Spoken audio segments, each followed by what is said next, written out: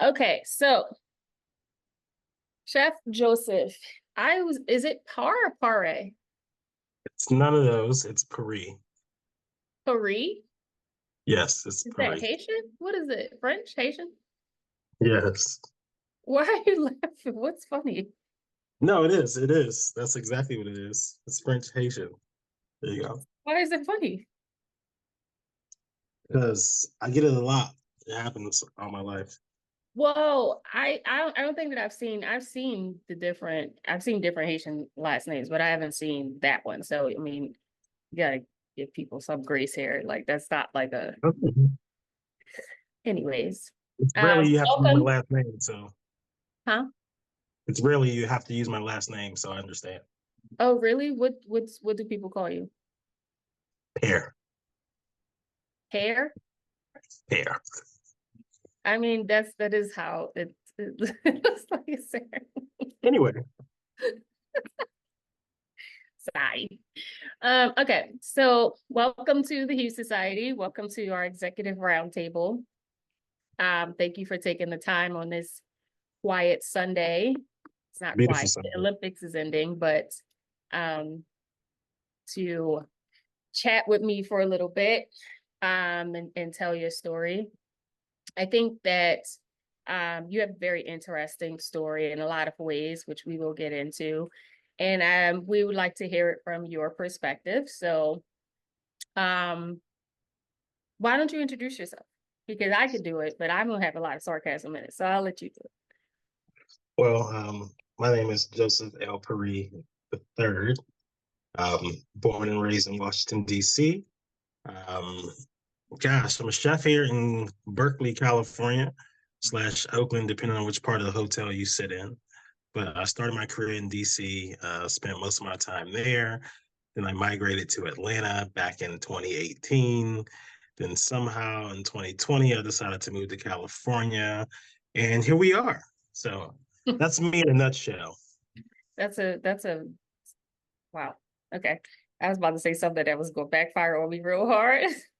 It's a mouthful. I don't know. So the first two questions, which are the most important questions, are: do you wash your meat? I mean, the meat that you, Jesus Christ. Do you, and how should people clean the poultry? Do you only, is it only poultry that you're supposed to clean, or is it like all of them, or how does that work? Uh, you should you should definitely clean all of your meat. I mean, it's like a social media thing. Like, do you go to the grocery store and you take the chicken out the plastic and you wash it? Like, so for What, soap restaurant water? purposes, so it's usually citrus, some kind of acid to help clean the meat to get rid of any extra bacterias that may lie there.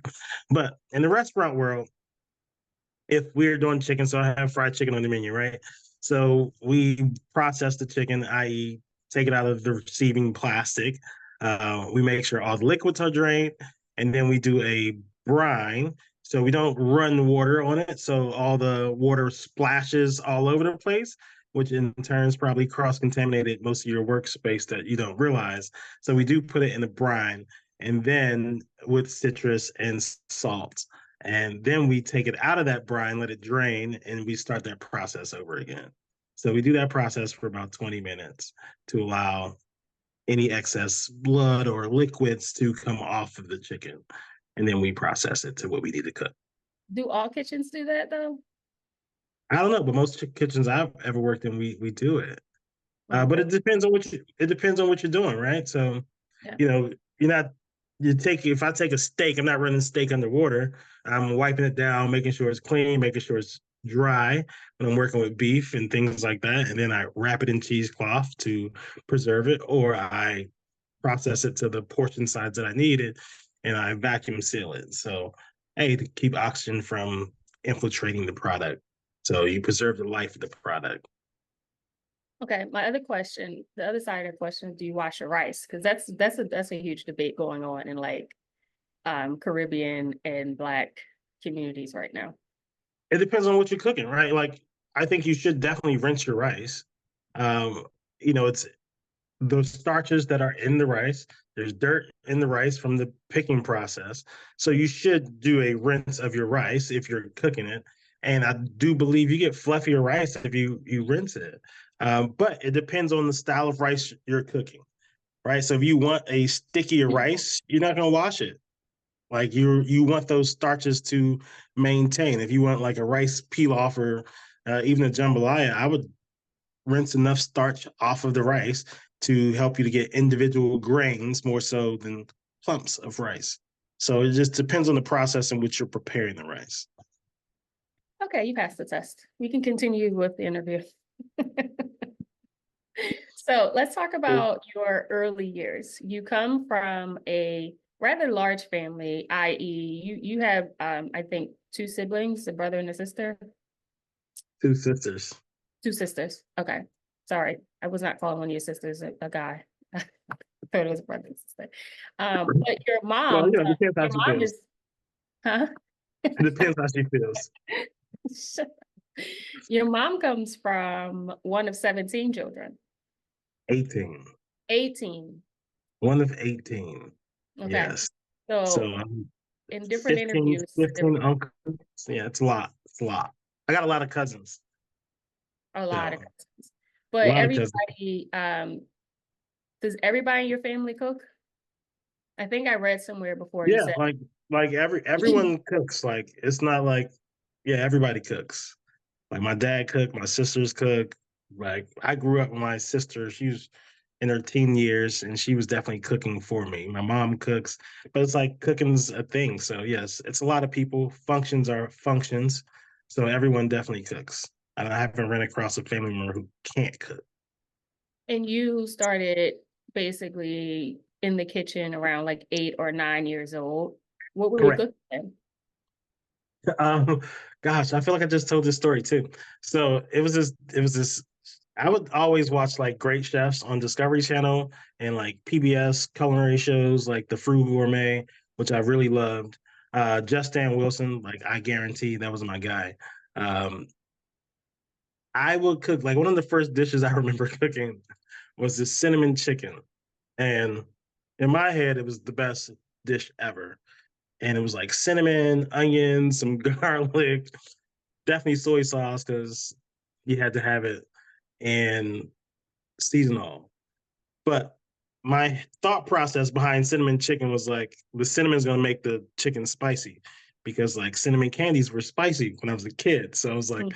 this is going to like set it off. It was not the case by any stretch of the imagination, but the dish was very edible. So yeah, I love that chicken dish. Breakfast, I always love breakfast. So that was my jam. That's hilarious. Cinnamon chicken. Cinnamon Um, chicken is good. I'm gonna bring it back. I'm gonna bring it out of retirement you should this bring it year. out of retirement. So, you heard it here first. He's bringing cinnamon. It's coming. It's coming back this year. Cinnamon bringing, chicken, all the I'm rage. bringing cinnamon back. Yeah. Yes, fireball Then whiskey. what was it like growing up in DC? And we grew up in the 80s, which is a much different era, right? That was Yeah, excuse me?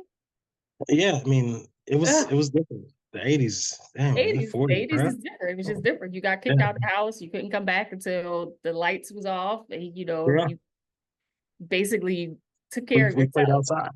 Right. And then DC, because I'm from Philly, so the Northeast is a little bit different than I would say a lot of places in a lot of ways.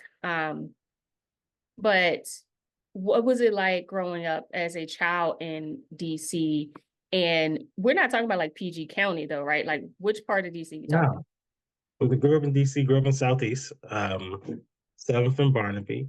But like growing up in DC in the '80s, it was different, right? Like, I mean, you look at that era. I mean, Marion Barry was still the mayor. Then he got arrested, and then he became the mayor again. So I was still there during that time frame. Um, you know, food wise, like growing up, it was fun. Again, I had a lot of family, so it was always something to do. I was always around family. I grew up in the cool of Jeffrey Gardens, my apartment complex that I lived in. Um, so it was always something to do. It was a lot of people around. We were very active. Community was very active as well. making sure the kids were out, but the kids were also safe, right? So it wasn't just like we was out on our own, just living our best youthful life. We were out enjoying it, but there was always an adult around somewhere, um, to a degree. For me, but that was it. Kind of shaped who I am as a chef too, because there was a subtle independence about my youth that I appreciated. Again, having two older siblings always Mhm. helped because I was always around older kids for the most part because they had to keep an eye on me. So whether they liked it or not, I was kind of like a tag along little brother. Uh, my sisters with her friends, my other sisters with her friends. So it was definitely a diverse group of people I got to hang out with and grow up around. And again, I grew up around, I always say I'm the youngest of the oldest. So when I was born, it was like I was like the baby of the cousins, and everyone around me was significantly older. So for me, it was growing up around that kind of mature atmosphere as a child as well. So I had that to kind of play off, and a lot of my friends were just like, "That's just me and my little sister." So they didn't have a lot of cousins like I had. So it was a fun time growing up. To be honest, like I enjoyed every bit of it. I mean, $5 went a long way. $2 at the carryout at the corner store, like you come back with a haul of snacks. Yeah, Sodas was 50 cents. You know what I mean? Like yeah, it's a different you get a world. bag of A bag you of get a chips bag was of a chips for quarter. 50 cent quarter. You know what I mean? Like that was different times where you enjoyed it. You appreciated that. I could actually go buy cigarettes back in the day from my mom. It's like, Yep, yo, you have to do that. right, you go to the store and get some cigarettes. Yeah, you Did you look back on it guys have? now. You look back now, it's like, gosh, my parents probably in jail or something, Oh, selling me for a sure. cigarette. for, for sure. Like even the way they used to like make us stay home and don't answer the door for nobody and take the Right, ticket, like take out the ticket.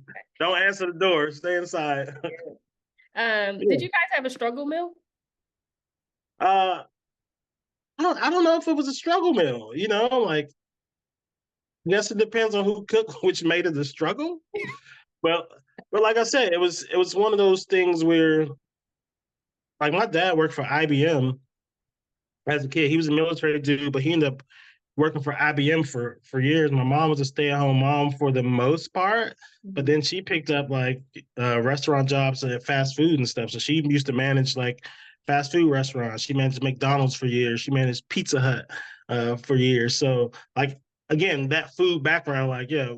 Bring me back some pizzas as a kid. Like that was a struggle meal. You had to wait for mom to come home with like some pizzas from Pizza Hut. But again, that was the luxury we had. But you know, everyone cooks, so I guess the struggle meal would have been like some oodles and noodles, some ramen, like this will be eaten a day. But I think that a lot of that was by choice too. So it was never a situation where it was like, all right, we didn't have or have the resources for a meal. And again, coming from a large family, if we did, we never saw it because our parents didn't allow us to see those struggles, Mhm. right? So it's like you can go over your aunts today, like so whatever struggles that they did have, they definitely kept the kids out of it. So That's great. That's such an interesting dynamic. Coming from large families. Like I have five siblings, and when I was growing up, I didn't have as many nieces and stuff now, but my family has grown to be rather large because yeah, my siblings have a lot of kids. I will not be participating in that, but they have multiple children. So I think I got to see like both of the dynamics of like what it felt like to be, in a smaller sense, but also the large family. So I feel you on yeah, that, like just consistently being surrounded by love and yeah, basically they say out of grown folks' business or whatever it is yeah. that they tell us to mind our business.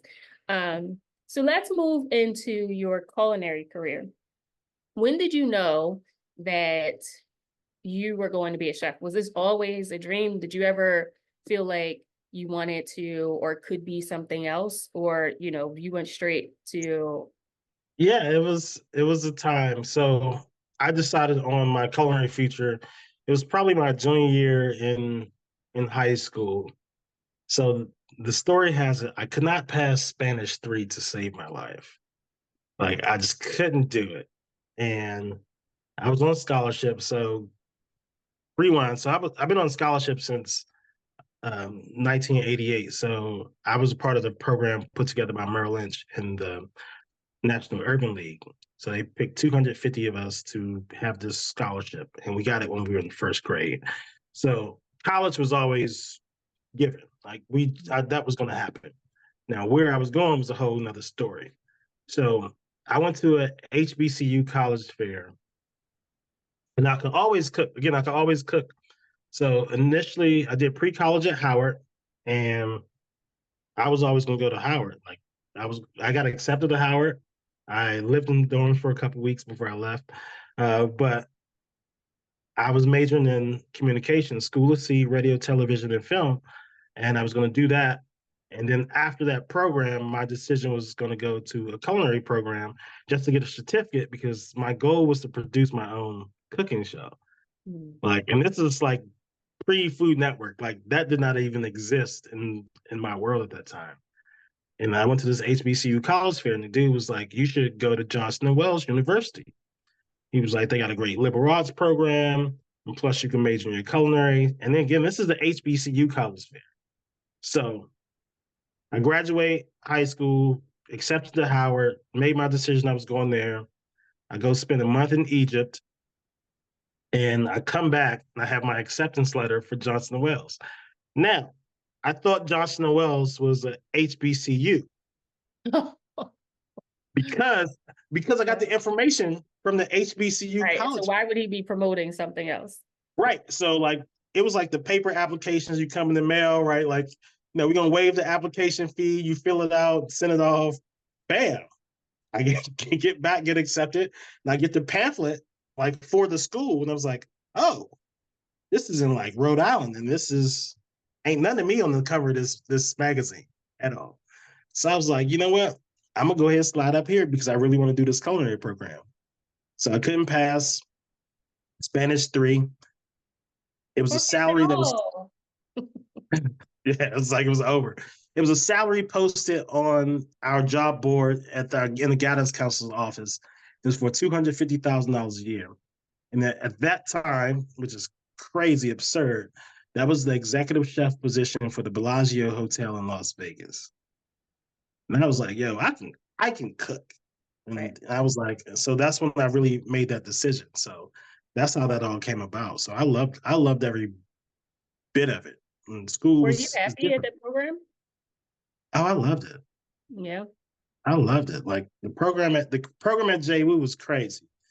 Because again, you got the full college life. Like some people think it's just like, oh, you just cook all day. Like, no, like I took 4 Yeah. accounting classes, like took this English, this biology, and then I took some cooking courses that kick your butt. Because if you didn't understand restaurants, I wasn't a kid who worked in restaurants. So it was like, I'm learning how to do this stuff. I can cook, so I have natural abilities, but it's like following the recipes, understanding like the mise en place, and you learn all the technical terms for everything. Yeah. But once class was over, you still got that college life. You still got fraternities, you still got sororities, there was parties, it was everything I wanted my college experience to be. And it was super diverse. Was Like, it, yeah, I was gonna say, was it culture shock going from black ass DC to Rhode Island?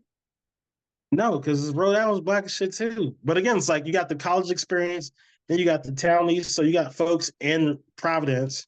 And it was super diverse. You got people from Cape Verdes, you have Portuguese, you have blacks, you have Italians. So you got that mix of the city of Providence on top of it's a college town. So you got people that goes to Providence College, Brown, RISD, people riding down from URI. I mean, Providence College, they Big East. So you had a slew of activity taking place in Providence. So it was a different mix. Like it wasn't Newport, Rhode Island.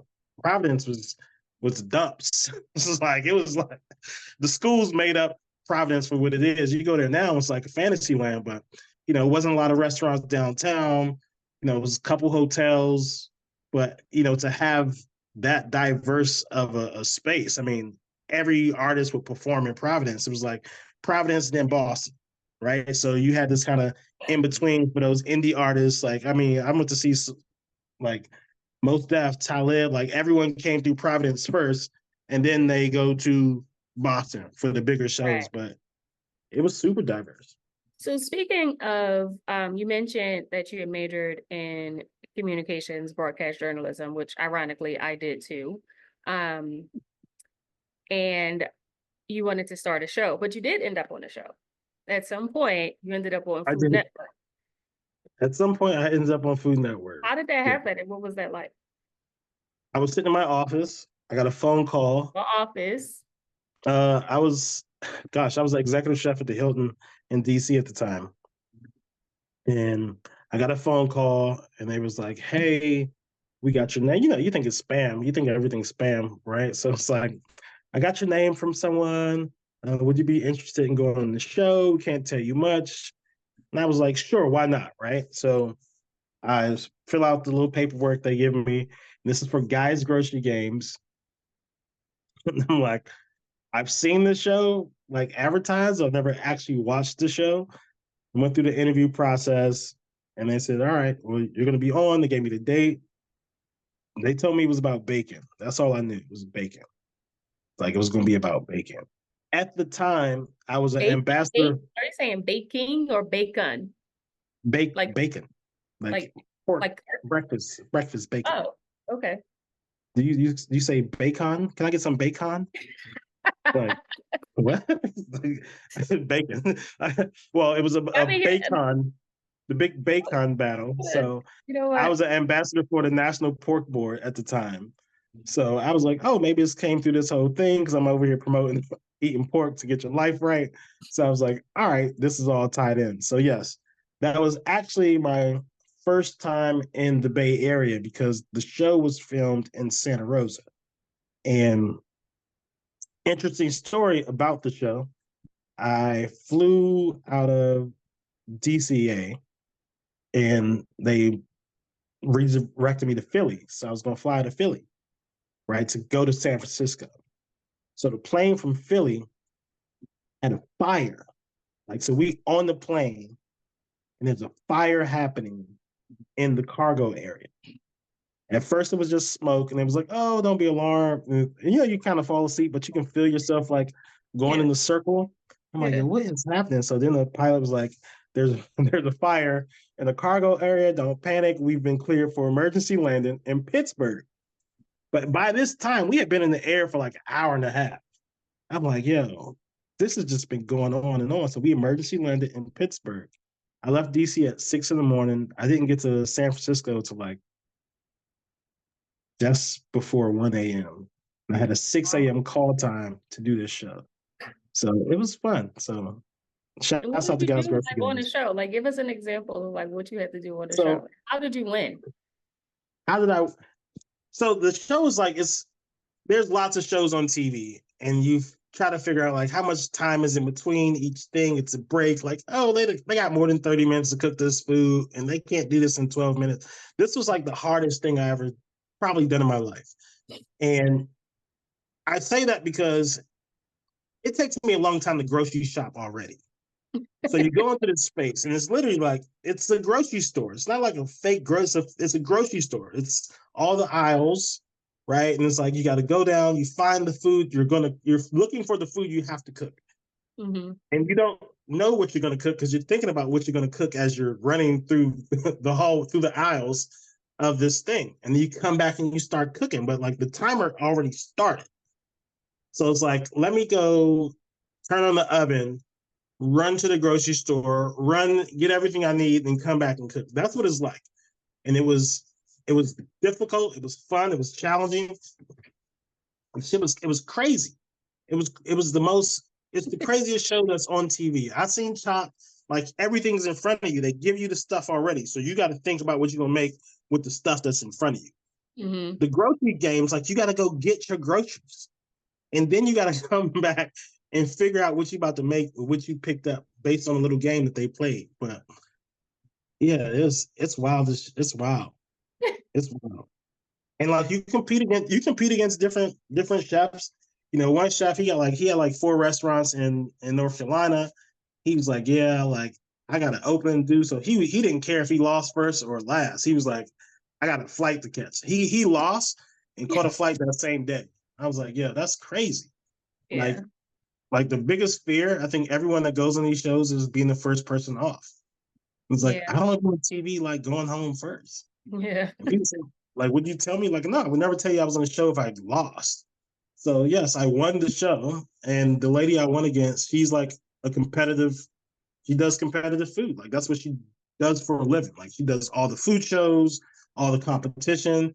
You know, you look at someone Yeah. like that, like, all right, you might do 6 or 7 competitions in a year, and you bring home 150,000, $200,000. Yeah. And it's I like, huh. mean, that is dope.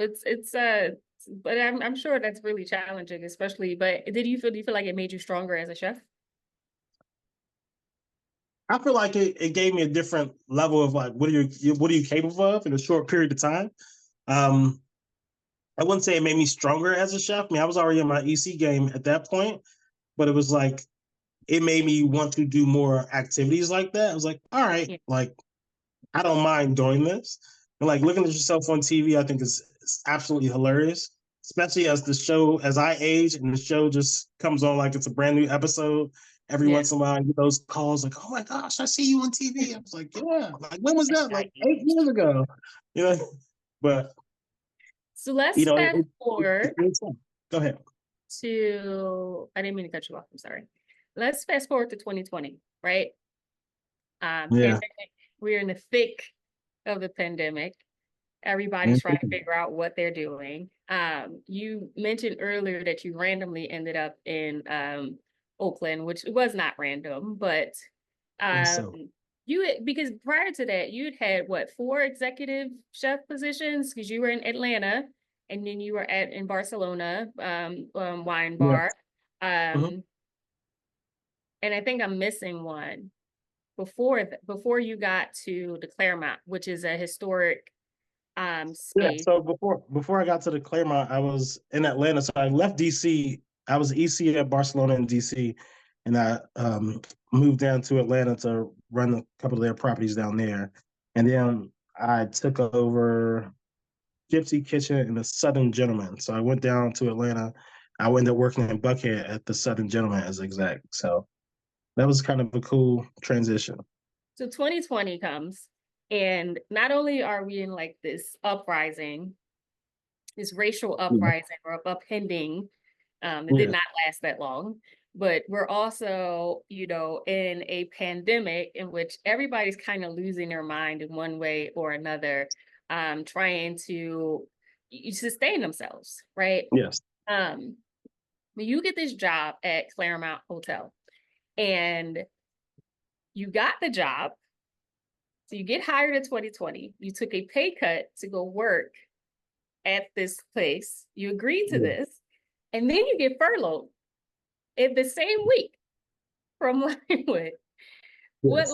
What is that? What was that experience like? And how did you overcome that? Because it seemed like, I mean, obviously you got rehired, you came back, Yeah. uh, but it seemed like you kind of came back with like this vengeance. Do you feel like that situation created a different version of yourself than prior? Yeah, I now that I believe it definitely created a different version of myself. So yes, I got hired. My start date was March 9th, 2020, a week before the California shutdowns. But our RVP, he sat on the board for the California Association. And this at the time they had the big cruise ship that was like stuck in like the San Francisco Bay, like they wouldn't let people off. But it was one of those deals where I got hired to do totally different food. So my tasting at the Claremont was based on Northern Italian food. So I was coming here to cook Italian food. Obviously, again, furloughed my very first day of work. And it was cool. It was a real conversation. The owner of the hotel at the time, he sat me down. He was like, hey, like, this is happening. We just got you. You don't have to stay here because you can go back to Atlanta if you want. And I was like, nah, it'll be a short period of time. I ain't tripping. And he was like, "You're a better man than me. Have you ever heard of furlough?" I was like, "Yeah." He was like, "Well, you're going to be on furlough. You can stay at the hotel." I was contracted to stay at the hotel anyway until I found a place. Um, Fast forward to kind of us reopening. I mean, I was furloughed for 5 months before we reopened. So I was in California, like lost. Like, what am I doing? There was points where it's like, all right, this is kind of crazy because I'm not working. Right. I I'm getting unemployment from Georgia, which stopped like 5 times. Like, this is fraudulent. Like, why are you getting money in California? So it was a challenging time for me. And it's like, all right, what do I want to do? Like, it was July. July had came around, and the job was trying to keep us engaged. Like, hey, you're coming back to work. Like, don't worry, this is gonna be fun. But then July came around, and it was like, hey, we got some things in the work that you guys can probably start work next month. We were able to come back to work. We're a hotel, of course, because we became an essential property because it was fire season. So the fire department needed to use the hotel to stay and train. So at that point, we became an essential property. I became an essential work employee. So we had like, forms like that was given to us by the city that we can move about the city, right? So I had my little work paper, like I'm able to go to work. And my boss, he was like, yo, like, you probably gonna cook for 10 people a night. Like, don't overthink it. Get in there, have fun. And we hired you to do this job. I'm sure you can do it. Just have fun. And that's how it came about. And I tell people this a lot. If it wasn't for the shutdown, I probably wouldn't be here. Right. Like, the history of the hotel, the culture of the space is just so rich. We have a private club aspect to the property. So we have over 1,800 local members. So it was for a hotel restaurant, we're always busy because our draw isn't the hotel, our draw is the community. So for me to come in there as a new chef and try to change some stuff that people are used to for a long time, the menu hadn't changed for years. So it would have been a more uphill battle that I would have to deal with. So to start from scratch Yeah. it was the best thing that ever happened. Because It you was didn't fun. end up going in and cooking Italian food. You went No, in and you it was changed the menu in a lot of ways. a You lot of ways. simplified it, but you also made it more tasty, and it's, people would say, Yes, more flavorful. more But there, flavorful, approachable. It was what vision people there wanted at though, the right? time. What'd Like, you say? I said, there's a vision there though, right? Because you are Yeah, coming in, you're this new guy. There's already a culture set, which I know is it's incredibly hard to go into a space that already has a culture, and you have a vision. And how did you get people? Because not only did you go in as a new person, you went in as the head of a lot of people, right? So you're yeah, running what, 52 chefs, 54 different employees, something like yeah. that. How did you get them to buy into um, that vision of what it meant to kind of change the culture It of what they were expecting and the it resistance? was it was to be present. Like, a lot of times, I look at the restaurant. So I'll start with Limewood because I started in Limewood as exec chef for Limewood. So it was being present in a space where I knew that the last chefs weren't present, right? Because they were looking for a chef, so they didn't have a chef. So it was just people, like, it was the sous chefs. They were helping out, just making sure the restaurant, survives on a day-to-day basis. So starting there was my commitment to just be there all the time. Mhm. I'm social already, so it's talking to the people, talking to the guests, and again, building that kind of culture that I wanted the restaurant to have. I wanted to be like, yo, I know the chef. You know what I mean? Like, I want people to know who I was. So I'm trying to establish myself as a chef there. And at the same time, like, my presence is felt by the team that I'm managing. So that was new for a lot of people, that they didn't have that kind of ownership, right? Someone taking true ownership of the space and wanting it to shine. So that was Limewood. And then I progressed into becoming the EC for the entire property. And that was the energy that was kept. So people's like, oh, well, Chef Joseph's here. Like, we want to do an event with Chef Joseph. And Mhm. that became like a thing. It's like, oh, like, well, I'm not the I'm not the banquet chef. I'm just the restaurant chef at the time. So it's like, oh, you got to work with this. Like, oh no, we want your menu. So that became, it was a fun dynamic. And again, it was great for the property because now you have the work is done. Like you don't have to put together this grand marketing campaign. Like, how do we market our chef? Like, what do we do to get some business in here? You know, all that work. Again, a lot of chefs aren't as social as I am. So it's like, I'm like, yeah, I'll do this interview. I'll Yeah. go on TV and talk. I've done it before.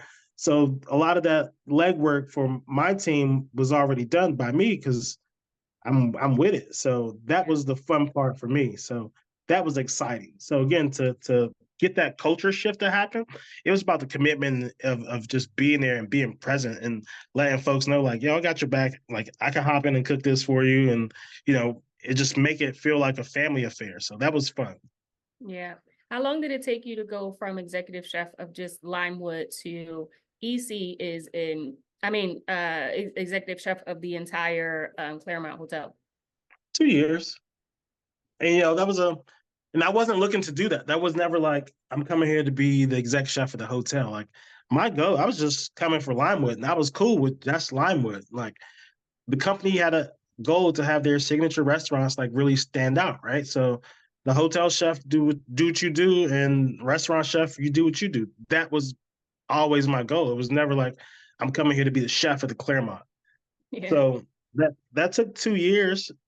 From the time reopening July 2020, I took the head chef of the hotel in July 2022. So that was a 2 year gap. And then, we talked 2 years in terms of numbers, but, we had a second shutdown in January of 21. So it wasn't like it was 100% dining all the time. Like we didn't get back to 100% capacity in the Bay Area for restaurants until February of 22.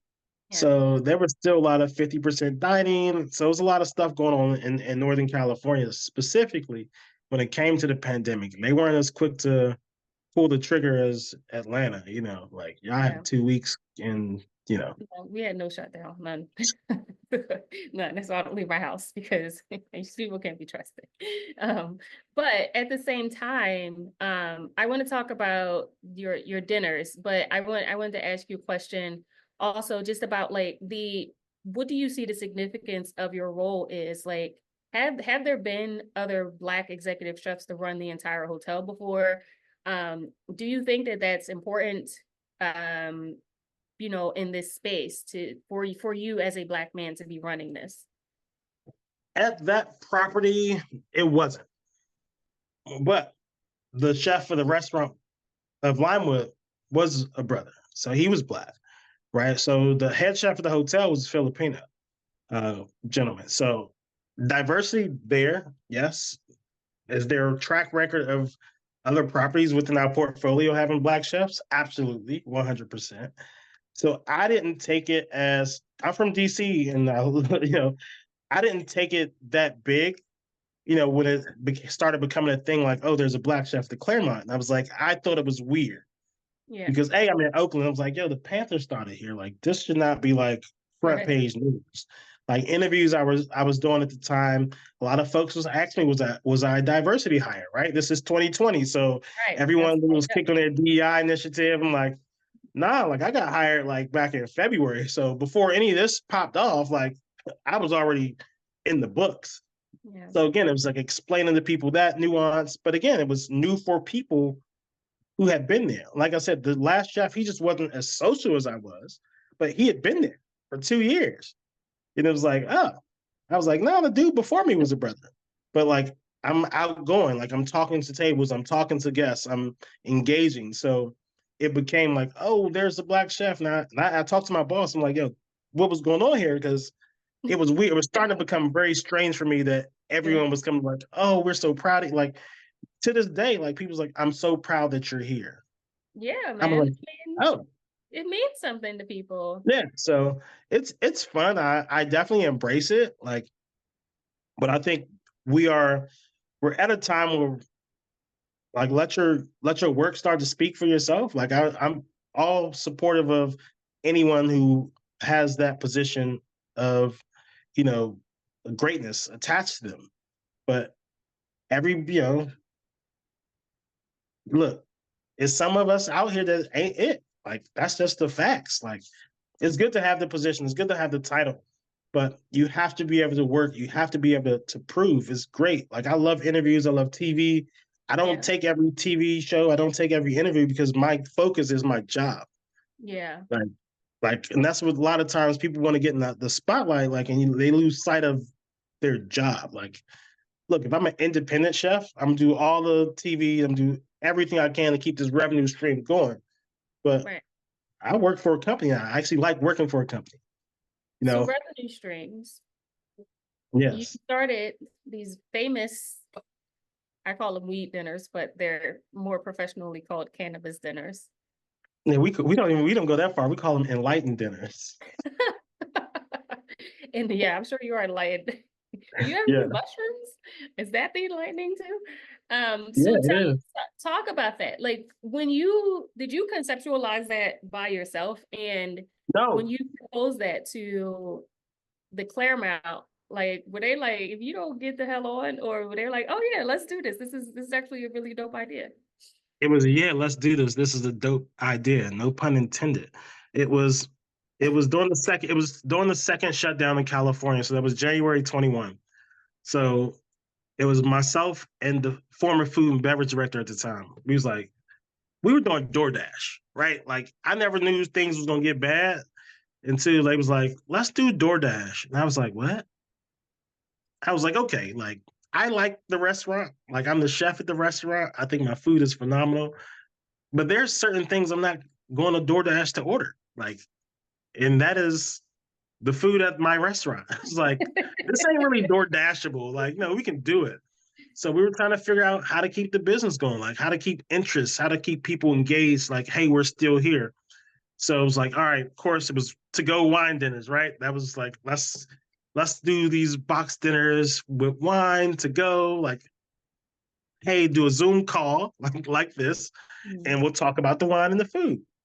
It's like, all right, cool. Like, and then the food and beverage director was like, have you ever worked with like weed? I was like, yeah.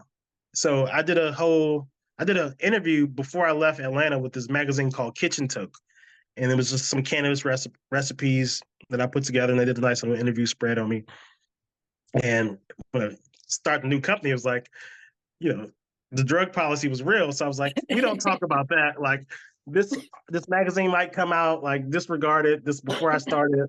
I didn't mention I work here, right? So it was real, looked differently upon. And then I was like, yeah. He was like, let's do a weed dinner to go. It's like, let's do it. Like, I'm down. Like, I said, it's not edibles. I want to do like terpene pairings. So we researched who we can work with. It was this cat out of Colorado, Philip Wolf. And he was like, yeah, I host these dinners. And he talks about cannabis. So we sat down, talked to him, and I was like, oh, we can definitely do this.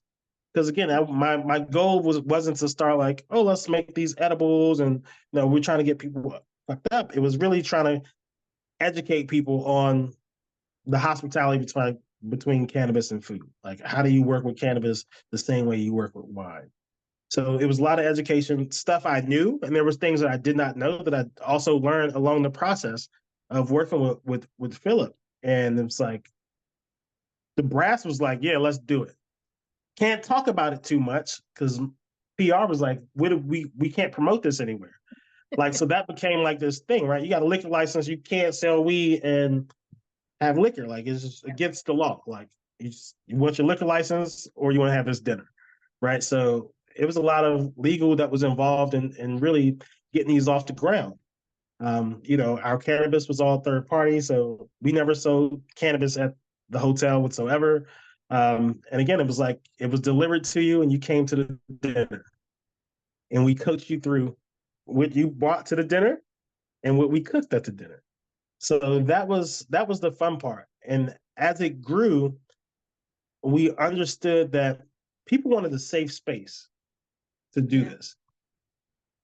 Our clientele that came to these dinners were celebrities, very high profile individuals, politicians. Like, these were folks that you probably would make a lot of money if you caught them on camera smoking weed, Right. right? So that was the fun part for me.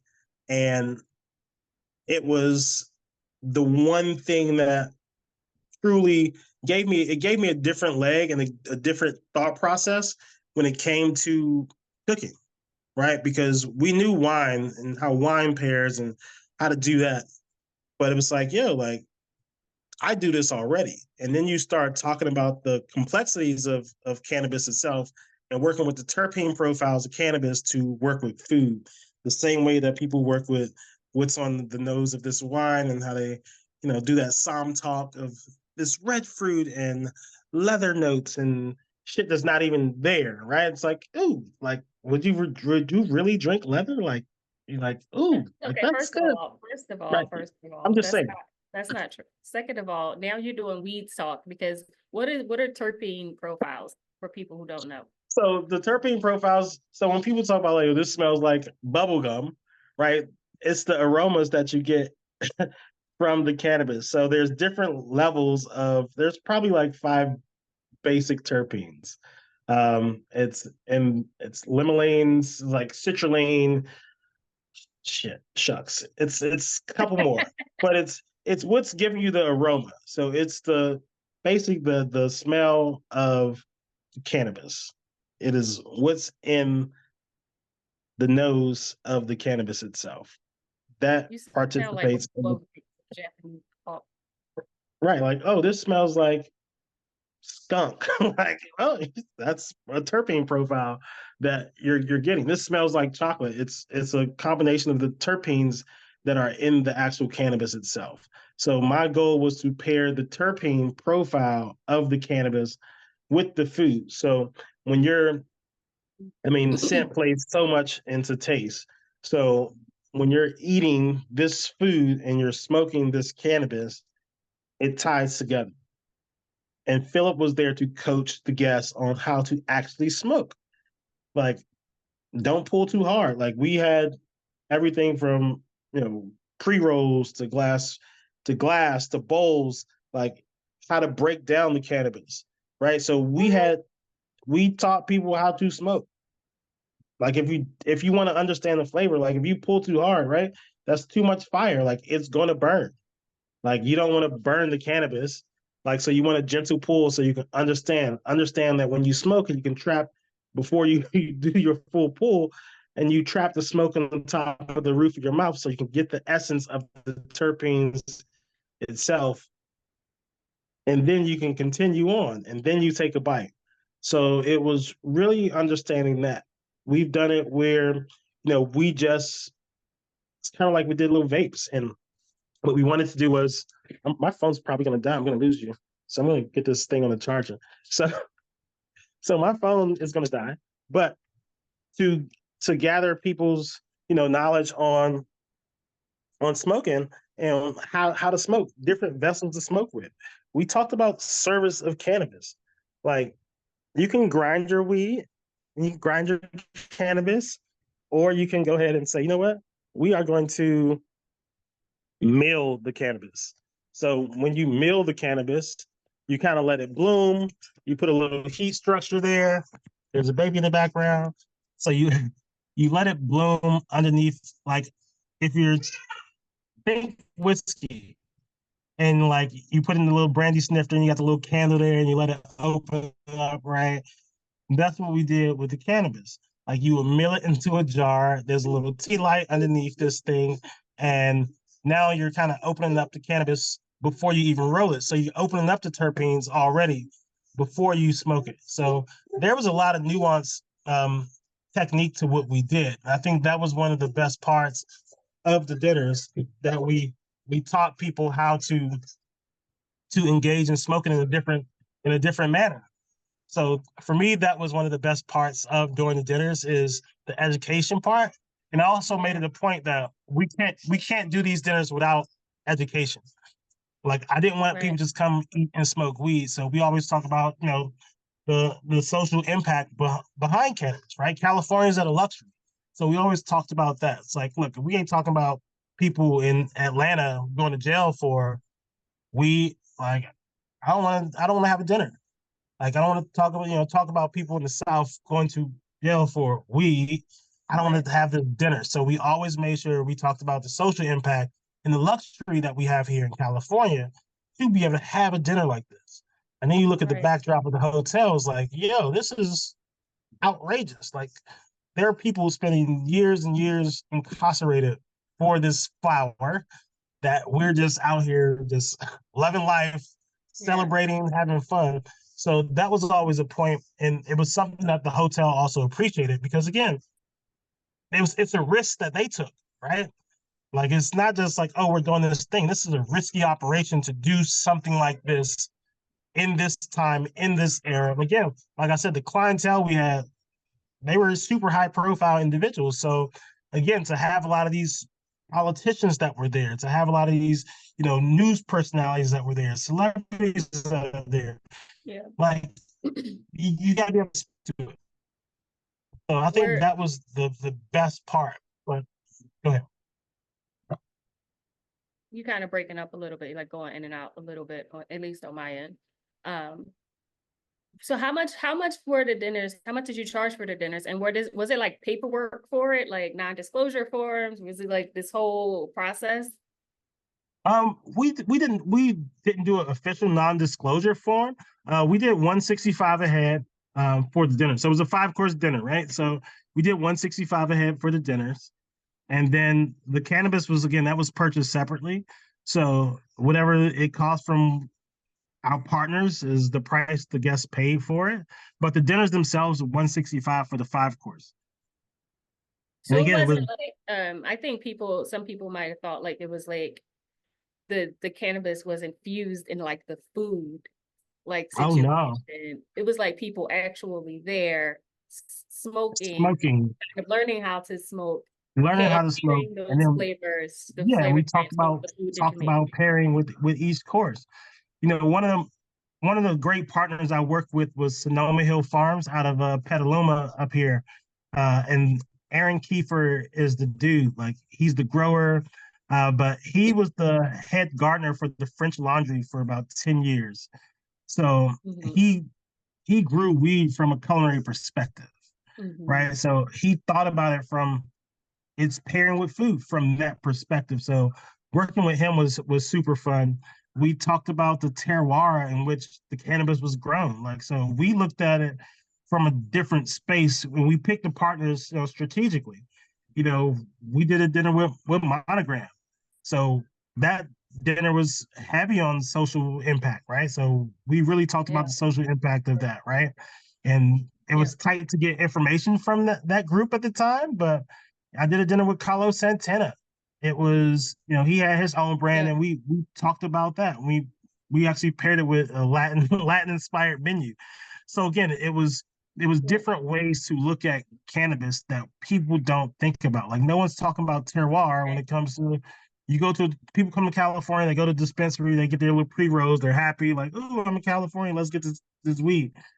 Right. But for the people who do it, like this is Berkeley. Like this is California. So Yeah. people understand it. They want to understand what they're doing. Like they want to be educated on. Like I have growers who reach out to me on a consistent basis. Like, you should work with my product because we're certified organic. Like what? Like, and you don't understand it, right? You don't know what you're Right. getting from these dispensaries.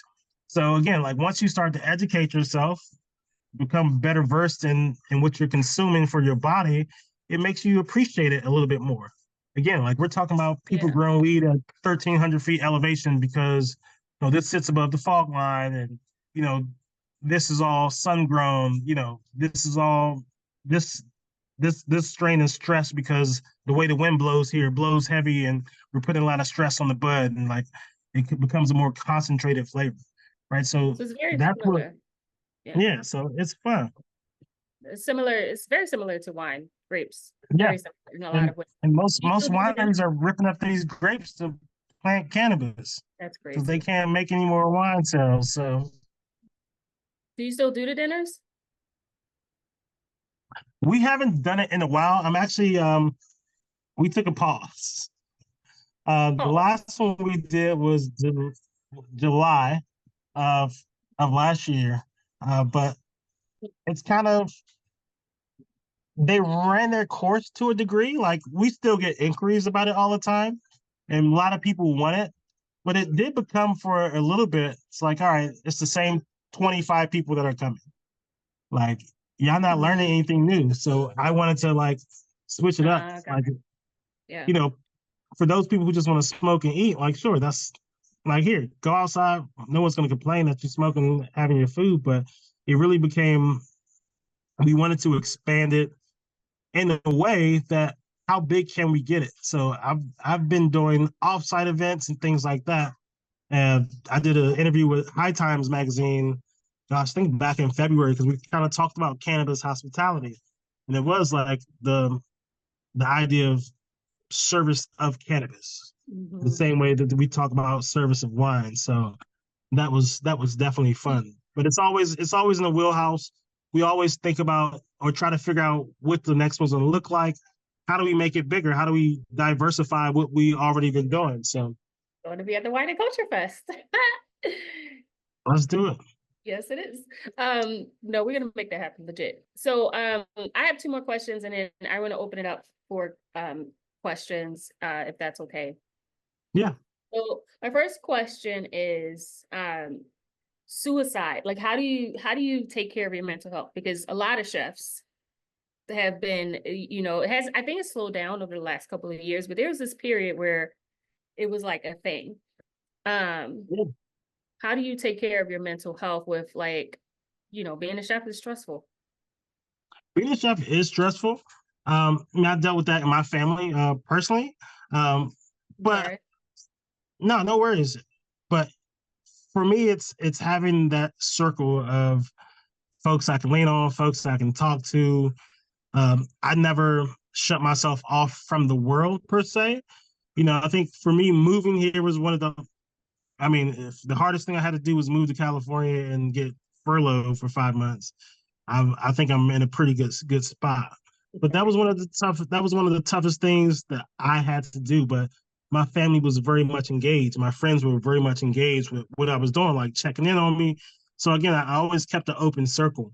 Um, you know, I always view what I did as work, not my life. Right. I think a lot of chefs, and again, it's depending on which level you are. Like, there's levels to this. Like, some chefs live, breathe, sleep, everything culinary. Like, it's nothing beyond. If it ain't food, it ain't popping. Like, if it ain't restaurant talk, it ain't nothing. Like, I always committed to have a life outside of work Yeah. because I knew the hours, I knew it was demanding, but I never wanted that to sacrifice the excellence in which I could achieve as well. Like, I felt like I can still do my job at a very high level and still have a very fun social life. Yeah. I don't have a lot of vices. You know what I mean? Like, yeah, I'm a casual smoker, and that's during the dinners. Everyone just thinks I smoke weed all the time. Like, not the case. like hardly. Sometimes might happen, but again, I just made sure I had a life outside of work, and I think Yeah. that's important. This other stresses that people deal with. You're talking about suicide from different chefs, but you also look deeper into those conversations, and they were chef owners. Like, they owned the property, so they're dealing with not just okay the everyday, but you're looking at bills piling up. You're trying to figure out how you're paying your staff and Mhm. things like that. So there's other compounding factors that went into a lot of, especially during that period. It was a lot of chefs that were going away, but it was definitely bigger impacts to their responsibility for their restaurants too. Yeah. Like me, I work at my employment. You know what I mean? Like, I just work there. Yeah. Like, I don't have that stress of payroll, counting, getting these vendors taken care of, and all Yeah. that stuff. Is like, Different all right, animal. yeah, Yeah. it's a different animal. So So, what is your? I had another question I was going to ask you about your mentors and your idols, but that could go on for a minute. So, I'm just going to yeah, ask, what's your proudest moment? becoming a dad, And becoming a dad in this business. It's you know this is all day. Like, these 12, 14 hours. Look, I'm blessed because I'm an executive chef. I got one of my cooks. He's on paternity leave right now. I'm like, bro, like, how you gonna do this? Because you got work. Yeah.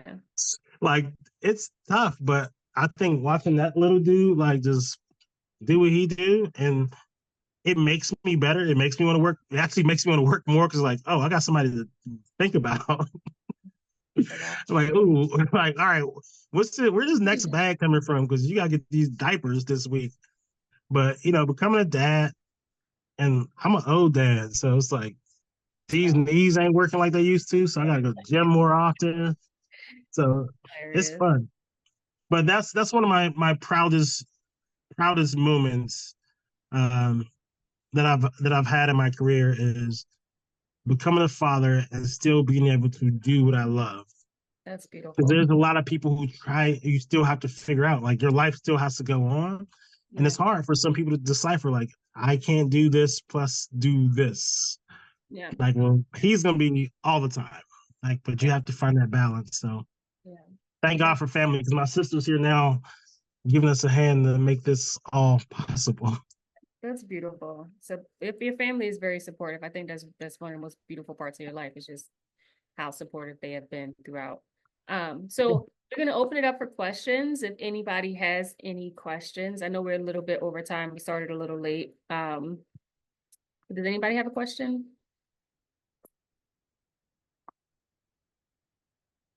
No? Okay. All right. Well, thank you, Chef. This was a wonderful interview. I learned a lot. Um, and definitely have a newfound respect for, your thought process and what you do. I think that is really dope. Um, and if nobody has any questions, we're just going to, do you have any final thoughts, words that you would like to say before we jump off? Yeah, I think the one thing I always say is whatever we do in all of our crafts and all our professions, you know, it can be so consuming on our personal lives that we always forget to have fun. So just make sure y'all having fun out there because that's what keeps it going. Like we can't laugh about it. Like even your worst days is like, yo, let me just have some fun. So just remember to have fun. That's great advice. Oh, wait, Oh, somebody did ask a question. Hold on. oh yes. If you were to cook with cannabis, which oils, butter or oil? I guess it depends on the flavor you're looking for. Like fat is, of course, the best medium to receive the cannabis. So it really depends on the flavor in which you're looking to do. Like I see people cook with coconut oil, they infuse it in coconut oil. So the process of cooking with cannabis, first you have to take the cannabis and you have to decarb it.